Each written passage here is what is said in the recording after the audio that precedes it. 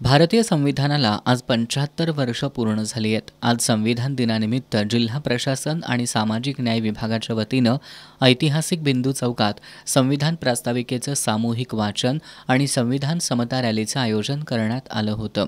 यावेळी जिल्हा परिषदेचे मुख्य कार्यकारी अधिकारी कार्तिकेयन एस, जिल्हा जात प्रमाणपत्र पडताळणी समितीच्या अध्यक्षा सुषमा सातपुते, समाज कल्याण विभागाचे सहाय्यक आयुक्त सचिन साळे, महानगरपालिकेचे उपायुक्त परितोष कंकाळ, संशोधन अधिकारी संभाजी पवार, समाज कल्याण अधिकारी अक्षय कुरणे आदी उपस्थित होते। यावेळी जिल्हाधिकारी अमोल येडगे यांनी भारतीय संविधानानं नागरिकांना काही मूलभूत अधिकार आणि हक्क दिलेत। नागरिकांनी त्यांची माहिती घेऊन त्याबाबत सजग राहावं असं आवाहन केलंय।